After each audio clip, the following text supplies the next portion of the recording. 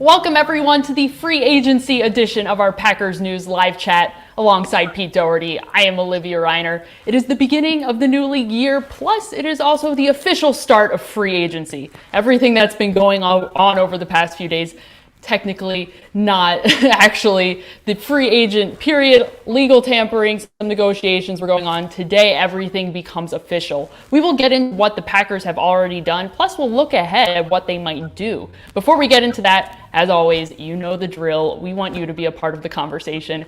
If you're over on Facebook, Periscope, or YouTube, leave us a question down in the chat. Pete and I want to hear from you. We'll get to some of your thoughts toward the end of our conversation today.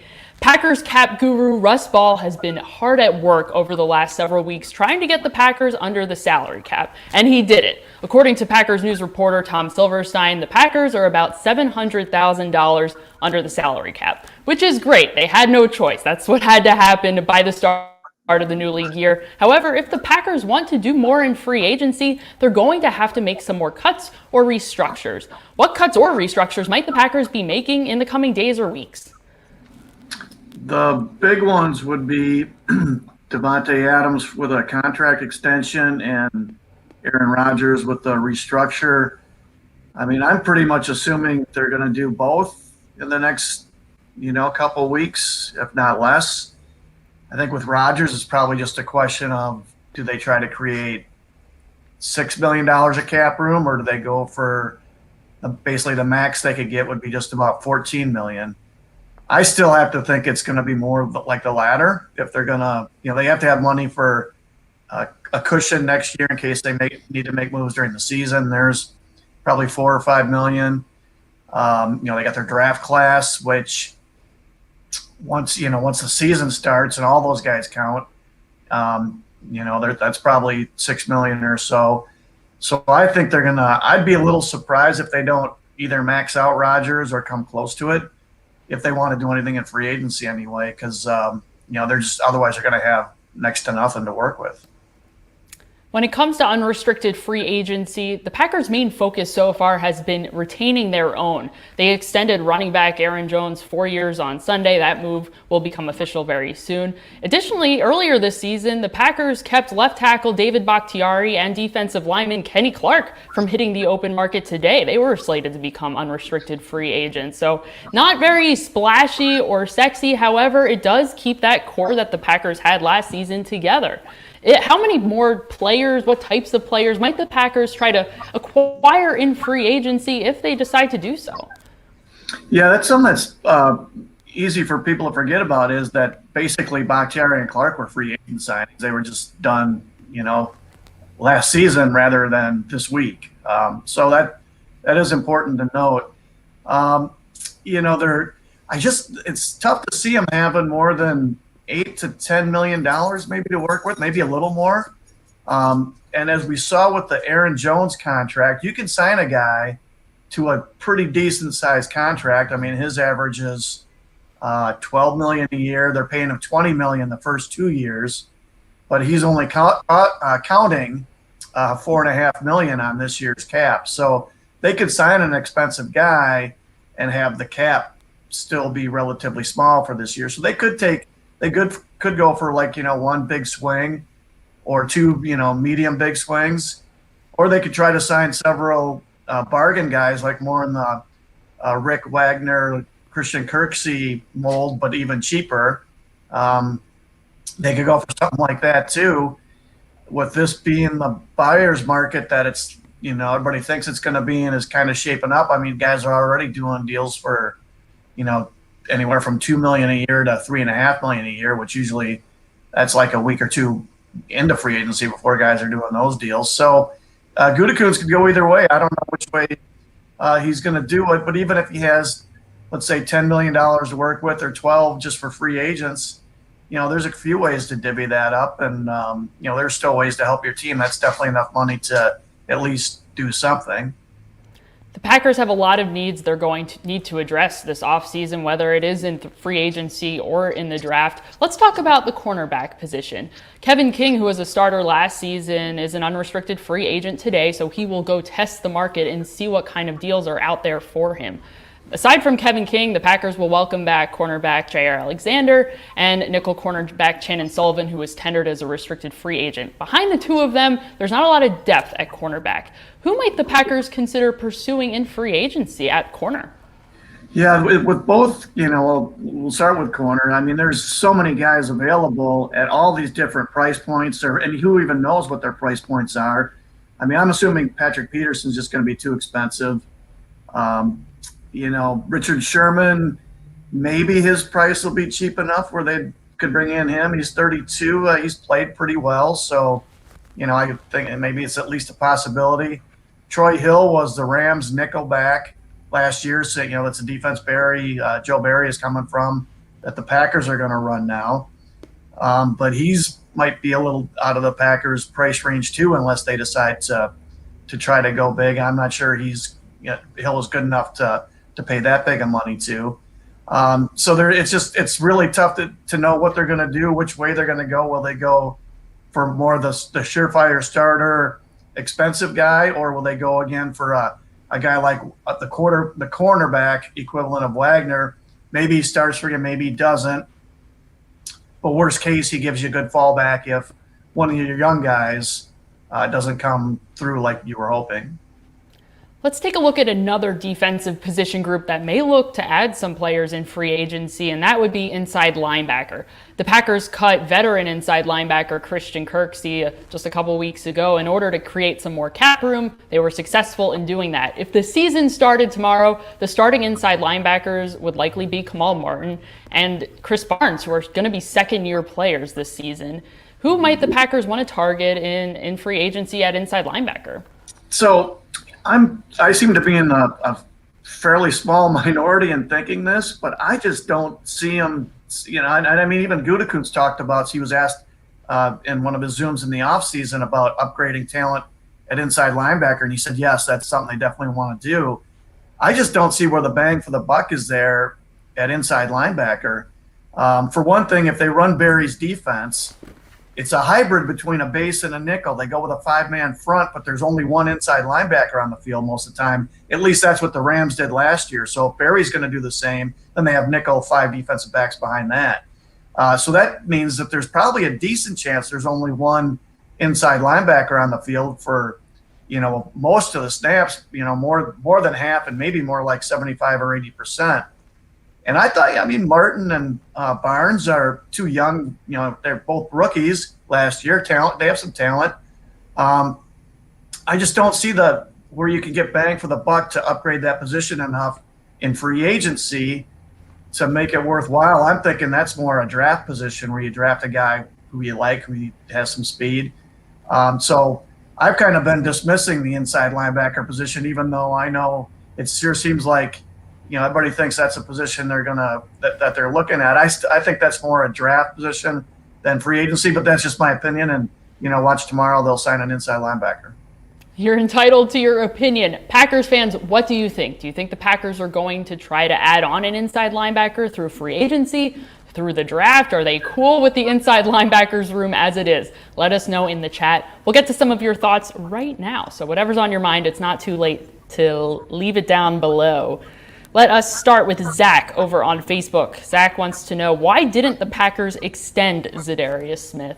Zadarius Smith took to Twitter and Instagram to say, I want to be a Packer for life. He put it out there into the open, he manifested it, and it didn't come to fruition perhaps the way he would hope so. The Packers ultimately decided to restructure his contract and convert some of his base salary into guaranteed money, which allows him to get his money faster, which I'm sure is good if you're a player. However, it also lowers the salary cap number for 2021 and pushes a little bit more money into 2022. Why didn't the Packers decide to extend Zadarius Smith? So I don't know this is a fact, but this is my educated speculation. I've been covering the team since free agency started in '93, and they've never signed a guy to an extension, a real extension, who had more than 1 year left in his contract. So anybody who had 2 or more years, except for quarterbacks. So to do that, they'd be breaking a precedent. And Gutekunst basically said this offseason, if he needed to, he'd be willing to break the precedent because of the extenuating circumstances of the COVID economy and the COVID NFL economy and all that. but he said he didn't think they'd have to. My guess is they only would have done it if they would have gotten what they would have considered a really team-friendly deal for Smith for the future years. And, they probably, if you're Smith, why would you do that? Just take your chances. And Smith would be a guy to look for an extension next year at this time, because they're gonna have to go through the same thing again next year with the cap. It's this year and next year where they're going to have to do all these restructures and extensions to get under the cap. And so I would look for Smith, as long as he's healthy and playing okay, to get the extension next year at this time, or next year in training camp, and obviously not this year. I think they were just maybe trying to get a really good bargain, and Smith wasn't willing to do that, which he shouldn't have been. Packer for life, maybe not this year, perhaps next year. We'll see how Zadarius Smith performs in this upcoming season. Thank you so much, Zach, for your question. Let's take a question here from Ron on Facebook. Hello, Ron. Ron wants to know, or he says, Marquez Valdez-Scantling and Equinemius St. Brown are entering their contract years. The Packers need another receiver. Receiver always seems to be a very contentious discussion among Packers fans, Packers media. How likely is it that the Packers add on a free agent wide receiver, or even a receiver in the draft? A little hesitant to say this, but I'm thinking there's a really, really good chance they draft one. I mean, this is supposed to be another good receiver class, and they need to bring in some young development talent there, as Ron says. I mean, Valdez-Scantling and Brown are both, they're going in their fourth year now, so they're not young guys anymore. Free agency is kind of, I'm not sure. I'd prioritize corner and D-line way more than receiver. But I saw an interesting tweet from Scott Pioli, who used to be Kansas City's GM today, and he said, if I'm a veteran receiver and the market is looking bad like it is, I'd do a one-year deal with the Packers with a lot of incentives and play with Aaron Rodgers and try to build my stock up for free agency next year when the cap is going to bump back up again a fair amount. And pretty interesting idea. So maybe they can get a pretty good receiver for a really cheap price. And then then you obviously have to look at it, because who can't use a little more talent on their team? And it's not like the Packers are overwhelming with their receiving talent. I mean, they were number one offense, so they can't be that bad. A number one scoring offense last year, but they could still use some more talent there. But I got to think, all that aside, be really stunning if they went another year without drafting a receiver. And I'm thinking probably pretty good chance in the first, 4 rounds maybe. We'll see. Packers fans, hold your breath. We'll see exactly what happens in the draft in just about a month and in the coming weeks as more and more wide receiver free agents start to come off the board. Not really a board, but you know what I mean. Thank you, Ron, for your question. Let's go over to Riva on Facebook. Riva says that they hate seeing running back Jamal Williams go to the Detroit Lions. And we discussed Rodgers a little bit already, but focusing in, we haven't talked about the departures that the Packers have had over the last several days. Jamal Williams is off to the Detroit Lions on a 2-year, $7.5 million deal. Corey Linsley is off to the Los Angeles Chargers to rejoin former teammate right tackle Brian Bulaga, who's also now out there with the Chargers. So two big losses in the Packers core from last season. How do you kind of see these departures compared to what the Packers, the moves that they've been able to make so far in free agency? Yeah, it sure looks like it came down to either Jones or Linsley. And, how many times have we talked about it doing this, and, all of us in our other work. And it's a really gray area call. There are really good arguments for and against doing, prioritizing one or the other. I always ended up coming down just on the side of going for Jones, so that's the way I would have done it, is the way the Packers did it. But Linsley's a really good player. They're gonna miss him. They'd much rather have him than not have him. If the cap, if there hadn't been the pandemic, I suspect they would have re-signed both of those guys. But the economics just makes it really tough this year, even with all the maxing restructures and all that. And there are ways to replace them, and they've got Lucas Patrick can play there. Elton Jenkins can play center. Jenkins can play anywhere. So they've got some maneuvering they can do to fill in for the Linsley loss. They can do it at almost any position. So I get why they did it. It's a hit for their offensive line, which was good last year, but that's the move I would have made for better or worse. And Jamal Williams was a good player, great guy to have around. Teammates loved him. He was a good, complete running back, was good in the passing game. But they're not in position to pay a running back middle-class money, and $3 million, $3.5 million a year. That's middle-class money. And Dylan's got to get on the field, so there just wouldn't have been enough playing time for Williams to justify paying him anything like that. So I think that was just an inevitable no-brainer. Sometimes you just have to say goodbye to guys who are, pretty decent players, and guys you like. You just have to say goodbye. Lucky for you, Riva, Jamal Williams is going to be playing the Packers twice a year next season, so you'll get to see him not in a Packers uniform. However, you'll get to see him play nonetheless.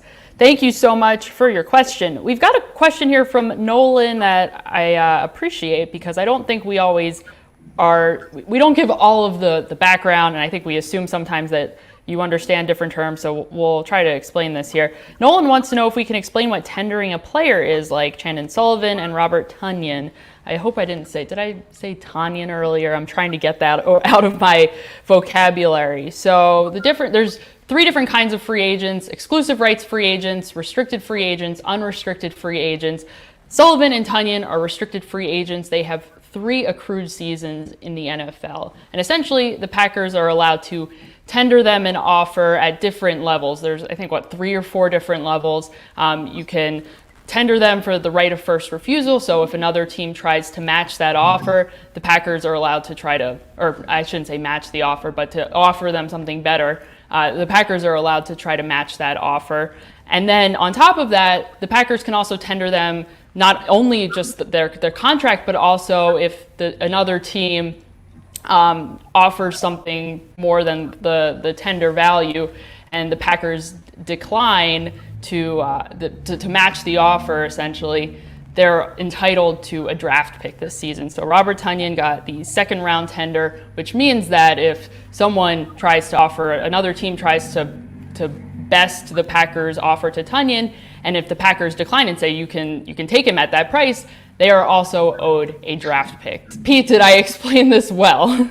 Yeah, that's exactly it, and it's just an escalating cost for each of the tenders. So the right of first refusal, I think it was like $2.1 million, something like that, which was what they have to pay those guys. So Chandon Sullivan got that, for instance. So he's going to make $2 million this year unless he signs with somebody else and the Packers don't match.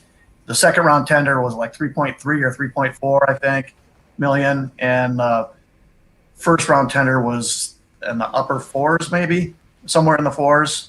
So you have to pay more to get more. I thought the Packers made the right call with the 2nd round tender with Tonyan. Cap money is just even $1 million is really at a premium this year. And I just don't think the chances are good that somebody's going to both give up a 2nd round pick and pay Tonyan the kind of money that it would take to get him to sign a tender. I don't think anybody's going to – I think chances of somebody doing that aren't great. And if they do, I mean, a good player, the Packers don't want to lose him. They can always match if they really have to. But to get a 2nd round pick, in exchange still isn't bad. So that's what I would have done if I were them. I would have done the 2, not the 1. Others may disagree. Thank you, Nolan, for your question. It's interesting to talk about. Gets in the weeds a little bit, but we appreciate it. Let's see what else we got here. We've got a lot of people with their wish lists. A name that I haven't been seeing on the wish list a lot is wide receiver Kenny Goliday, and apparently, according to the NFL Network, the Giants have been in talks with Lions star free agent wide receiver Kenny Goliday and expect to bring him for a visit, and there's mutual interest there. On what planet would the Packers be interested in bringing in someone like Goliday? Not this one. Only because this. They're about to pay, Devontae Adams is going to do an extension, and it's, we don't know how far along talks are, but I think we can safely assume it's going to get done. And it's going to make him one of the highest 2 or 3 paid receivers in the league. There's going to be a huge cash outlay to him. His bonus is probably going to be in the upper 20 millions, maybe even 30 million. And Goliday is basically going to be in a similar pay class. I just can't imagine the Packers paying 2 receivers at the very top end. That'd be really tough for any franchise to do, and I just don't see the Packers doing that. So he's just out of their price range, I have to assume. I'm not seeing a lot of Kenny Goliday comments right now, so perhaps he's already off the radar for some Packers fans, but I'm seeing a lot of other names. Speaking of some other desires, let's take a question from Periscope. This person wants to know, how big of a need do you think finding someone to play next to Kenny Clark is in free agency? What is more likely, the Packers addressing the defensive line in free agency or in the draft? I think it's both. I think I can see him doing both. Again, we get back to what we were talking earlier. Do they go for kind of a big swing, or do they just try to get a stopgap guy, sort of like Harrison was late last season, a cheaper guy who you think might be good? The name that keeps jumping out to me is Jerrell Casey. He was like a 5-time Pro Bowler with Tennessee, but for a stretch there a few years ago, he was one of the best, 3 or 4 or 5 defensive tackles in the game, really. And then I think he's 31 now, turning 32 a little later this year. And he signed with Denver last year, but tore his biceps in week 3. Now, who knows, maybe there's something else going on with him or whatever. I haven't seen his name coming up for teams trying to sign him yet. So I don't know how his medical is and all that, but this is, he's not super old. And so if his price is cheap enough, that's a pretty talented guy who could, I could see the Packers going after him. I have no idea what kind of pay would be appropriate for him. I don't know if he was going to make like $12 million this year. So I don't know if, is $7 million realistic? Could you do a couple-year deal and keep his cap hit low, but still pay him pretty good money? I don't know. That's one of the guys, for instance, if I were the Packers, I'd look hard at. And if he's still not signed in a few days, might mean he's got a weak market. Maybe you got a shot at him. That's a name to keep an eye on. So thank you so much. Not the end, everybody. There is a lot of time ahead of us. The season doesn't start for another 6 months or so. So we've got a lot of time until training camp and plenty of time for the Packers to add more pieces, certainly in the draft and definitely in free agency. So we will continue to check back in with you as the Packers make moves this week and in the coming weeks. Make sure you're checking out PackersNews.com for all of your Packers coverage. Also, make sure you're following us, subscribe to us wherever you are so you don't miss a live stream. For Pete Dougherty, I am Olivia Reiner. We'll see you next time.